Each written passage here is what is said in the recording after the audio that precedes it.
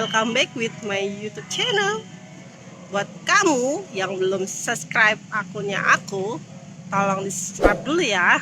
Dan jangan lupa nyalain tombol loncengnya, biar kamu tidak ketinggalan tiap episode dari cerbung-cerbung karya aku. Happy reading guys, selamat membaca. Dadah.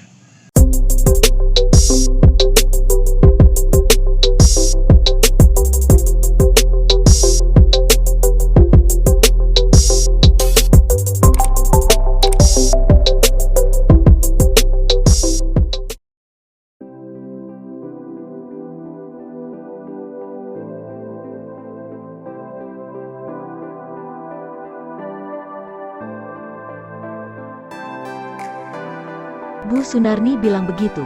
Bude, tanyaku memastikan. Iya, dia sendiri yang bilang begitu di depan para ibu-ibu pas lagi pada belanja di sini. Astagfirullah, ibunya Mas Jazirah benar-benar keterlaluan. Sepertinya mereka tidak ada kapoknya dalam mengusik hidupku.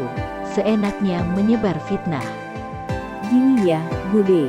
Bude sendiri kan tahu, waktu saya masih jadi istri Mas Jazirah, hidup kami itu pas-pasan. Saya sampai sering hutang bahan makanan di warung Bude itu karena apa? Karena uang yang mantan suami saya berikan tidak cukup jika harus melebihi batas kepulangannya.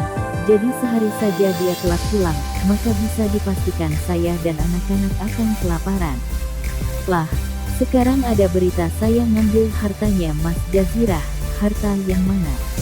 Anak-anak saya tidak akan mencuri roti 2 ribuan di warung Bude, kalau Mas Jazirah ninggalin harta banyak buat kami, Bude. Saya berjuang seorang diri buat membangun warung bubur itu, dari hasil saya bekerja jadi pembantu di rumahnya Bu Rosmalia, cuma beliau yang bersedia bantu saya, saat semua orang di kampung ini hanya bisa diam dan mencemooh saya. Saya jadi pembantu sekaligus jualan bubur di depan rumahnya Bu Ros, hingga akhirnya terkumpul uang untuk sewa ruko yang sekarang alhamdulillah sudah menjadi milik saya pribadi. Nggak ada sepeser pun uangnya Mas Jazirah di warung yang saya punya sekarang. Jadi saya minta tolong sama Bude, jangan menebarkan fitnah yang tidak-tidak mengenai saya. Tuturku panjang lebar. Sebenarnya aku paling males jika harus menjelaskan perihal aib masalah rumah tanggaku, karena apapun yang akan keluar dari mulutku, akan tetap salah bagi mereka yang membenciku.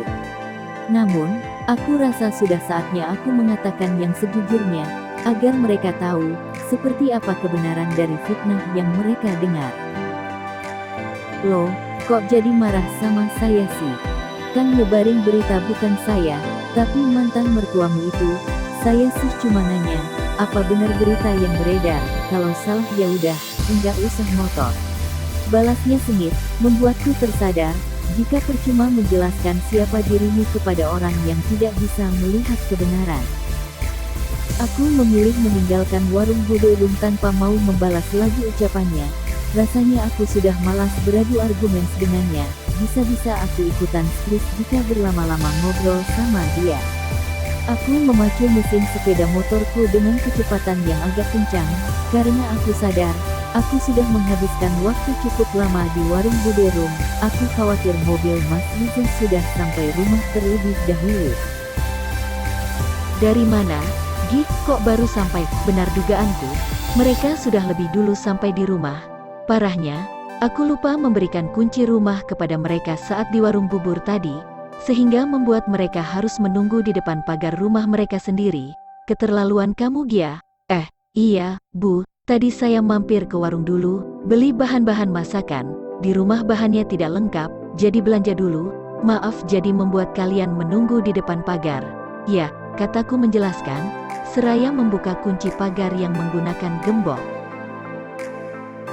Beruntung aku selalu membersihkan rumah setiap sebelum berangkat ke warung, sehingga rumah selalu dalam keadaan bersih saat kami pulang kembali. Kulihat Mas Riza langsung memasuki kamarnya. Begitupun dengan Rima, sedangkan ibu dan anak-anak memilih untuk melihat ikan-ikan di kolam belakang rumah. Setelah mencuci tangan, aku langsung bersiap untuk membuat makan malam. Langkah pertama yang kulakukan adalah mencuci beras dan memasaknya menggunakan rice cooker. Selanjutnya aku membersihkan ayam yang tadi ku beli di warung Bude Rum. Rencananya aku ingin membuat sayur sop telur puyuh, ayam balado untuk orang dewasa dan ayam tepung untuk anak-anak. Selain itu aku juga membuat tempe mendoan. Sedangkan tahu dan ikan asin yang ku beli, akan ku masak untuk besok pagi. Kenapa kamu enggak cerita soal preman-preman yang meneror warungmu, Gi?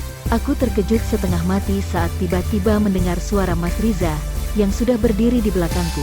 Bagaimana Mas Riza bisa tahu? Sahutku gugup, seperti maling yang tertangkap basah sedang mencuri. Saya sudah pernah janji sama kamu, Gi, akan selalu menjaga dan melindungi kamu. Walaupun kita enggak tinggal bareng, tapi saya selalu tahu apa yang terjadi sama kamu. Jadi, kenapa kamu tidak cerita tadi? Padahal saya menunggunya. Tuturnya pelan, namun tegas dan lugas. Kupikir setelah kejadian 6 bulan lalu, pria di hadapanku ini akan membiarkanku tanpa pengawasannya. Nyatanya aku salah, dia masih orang yang sama, walaupun sikapnya berbeda. Saya hanya tidak ingin membuat kalian khawatir. Maafkan saya, Mas, memangnya salah jika kami khawatir sama kalian? Gi, kamu dan anak-anakmu sudah kami anggap sebagai keluarga kami sendiri. Apa yang salah dari bentuk kekhawatiran yang kami berikan kepadamu? Tekannya lagi, membuatku merasa tersudut. Saya takut ibu akan kepikiran. Saya senang melihat kesehatan ibu semakin membaik. Saya enggak mau kalau saya cerita macam-macam malah membuatnya kembali sakit. Kamu bisa cerita ke saya saja kalau begitu, Gi. Saya pikir Mas Riza marah dan kecewa sama saya. Ungkapku takut-takut karena penolakanmu malam itu. Selidiknya, yang kujawab dengan anggukan kepala. Astaga, jujur saja saya kecewa. Gi, saya kecewa karena kamu menolak ajakan saya untuk dinner berdua malam itu. Tapi saya lebih kecewa lagi karena kamu sudah tidak pernah melibatkan saya dalam setiap keputusan yang kamu ambil. Kamu seenaknya menyembunyikan semua masalah yang kamu dapatkan dari keluarganya Jazirah tanpa berniat memberitahuku. Aku tahu semua, Gi. Gimana warungmu diteror ibunya Jazirah dengan memberikan belatung? Aku tahu, tapi aku diam. Aku berharap kamu yang akan cerita kepadaku. Namun aku salah. Ternyata kamu sudah tidak menganggap aku lagi. Kamu memilih mengatasi masalahmu sendiri tanpa melibatkanku. Tuturnya panjang lebar, membuatku terpana akan satu hal. Dia mengetahui semuanya dan apa? Barusan Mas Riza membahasakan dirinya dengan sebutan aku, bukan saya. Saya minta maaf. Mas, benar-benar minta maaf. Saya pikir apa? Aku marah dan tidak peduli lagi kamu dan anak-anak. Iya, kamu salah, Gi. Aku menjaga jarak dari kamu karena ingin kamu berpikir lagi mengenai hubungan kita.